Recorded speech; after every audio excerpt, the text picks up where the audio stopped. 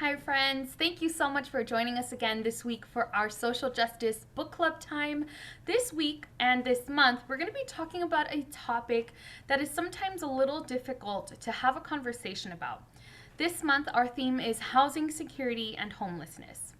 Access to safe and secure housing is an important right that unfortunately is not yet available to everyone. Many people across the country and around the world experience homelessness every day. These individuals may be staying with friends, family, in their cars, in shelters, or even outside. This month, we'll be learning all about homelessness and housing security to better understand this justice issue.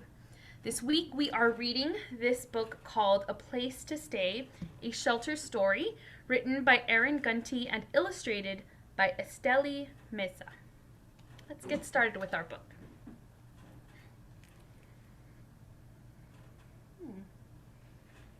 Looks like a little stuffed animal with a little crown and a hat, scuba gear.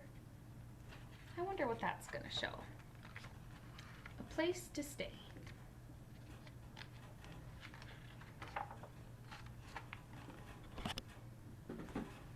I slammed the car door and tucked Beth under my arm.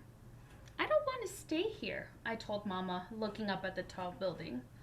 I know, Mama said softly, but we're very lucky to have a place to stay. I squeezed Beth to my chest. I don't feel lucky. This isn't a house, I whispered.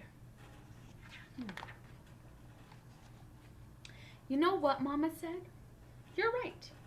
This looks more like a palace to me. A palace? I asked. Mama grinned.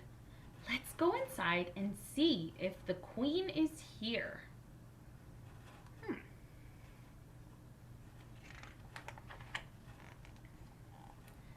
Inside, we met a woman with short hair sitting on a tall swivel chair. Her name was Kelly. Mama filled out some paperwork. Then Kelly said that she would show us to our room on the 3rd floor. We passed an area with some sofas and a television on one side. Next, we all walked past a room full of toys and books.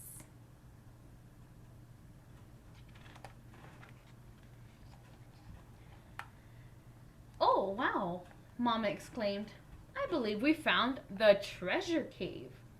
Is all of this for me? I asked. You and all the other kids. Maybe you will make some new friends, said Kelly. Mama said that we will visit here again later.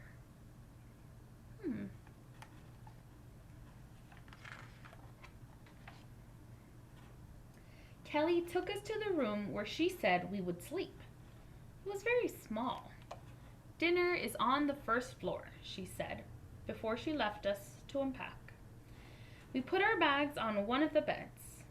Then, Mama pressed on the mattress.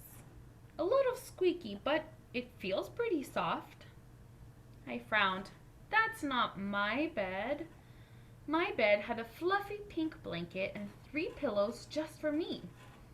This bed had a boring gray blanket and only 1 pillow. She looks really sad here.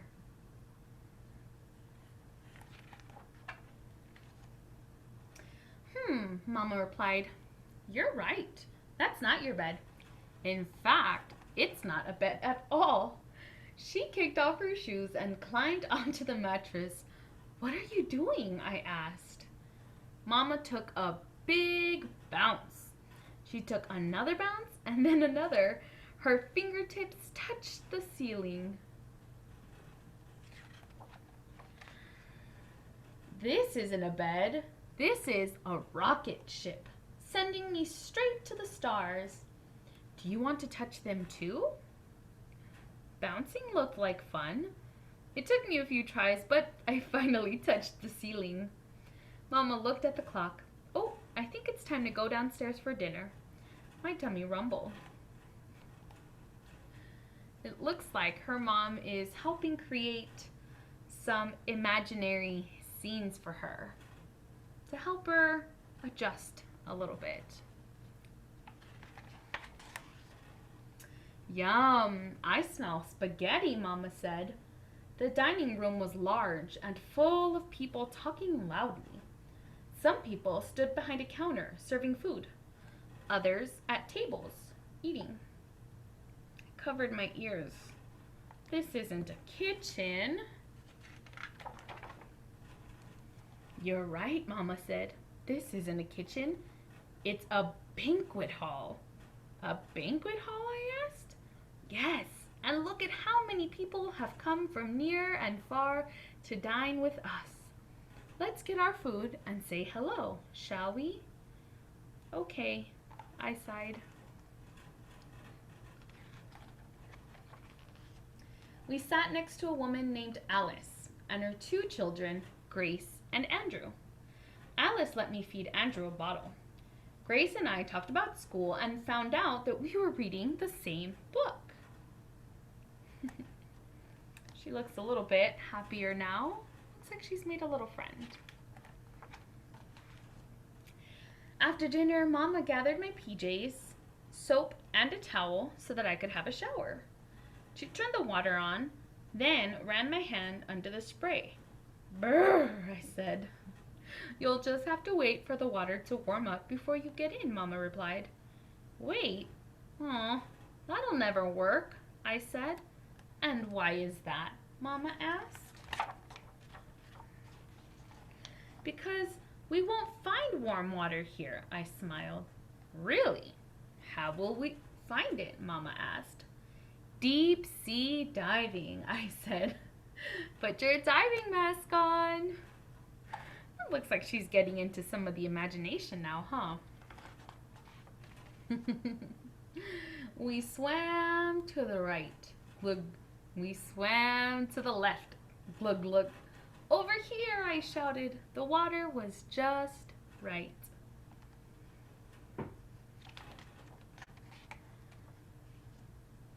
After my shower, I climbed into my rocket ship and snuggled with Bunny Beth.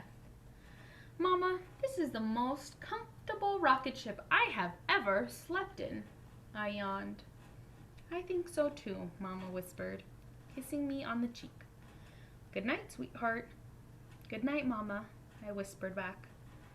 5, 4, 3, 2, 1. And we were off to sleep. The end. The back of our book talks a little bit more about shelters, why some people may stay in shelters, and how shelters can help. Let's read a little bit more about this. The characters in this book are spending a night at a homeless shelter, a building that provides a place to stay for people who need it. People who might have trouble finding a place to sleep at night for many different reasons. This could happen if a natural disaster like an earthquake or a fire destroys someone's house. It could also happen if someone can't pay for a place to live, maybe because they lost their job or got a big unexpected bill. Sometimes living at home is not safe, so people have to find a new place to stay. How can shelters help? A shelter isn't just a place to sleep. Shelters can give people hot meals, warm showers, and a place to wash their clothes. Some of the people who work in shelters are called social workers. Some of the people who work in shelters are called social workers. They can help those staying in shelters find health care, train for new jobs, or plan for how to save money for a home. Like the characters in this book, people staying in a shelter might have a tough time getting used to living in a new place and sharing it with others. Children staying in shelters might have to go to a new school for a while. Social workers can help make these changes easier. People in the community can volunteer at shelters, helping serve food or clean the building. They can also help by giving money or by donating things that shelters might need, like clothes, foods, art supplies, or games.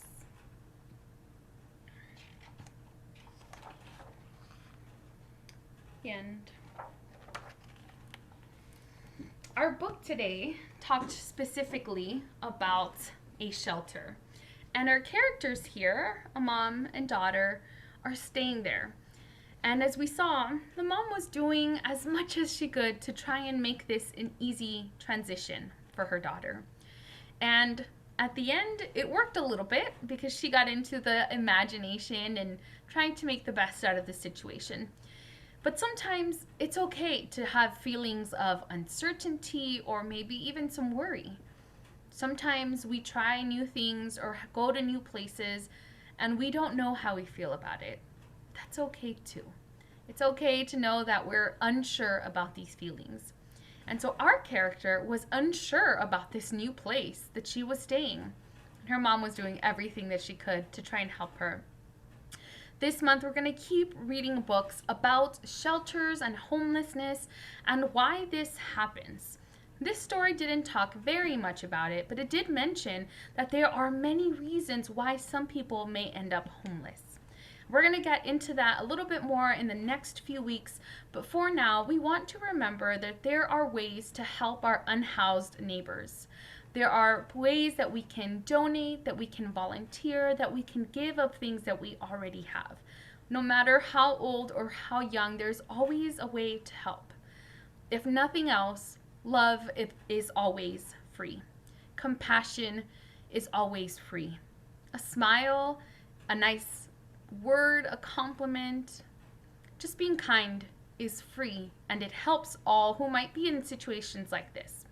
So let's keep that in mind this week as we go forth, and we will be back next week with a new book and a new way to talk about homelessness, about housing security, and what we can do and why it's important for us to learn about this. Thank you so much for joining us this week, and we'll see you again next week. Have a great rest of your evening. Bye-bye.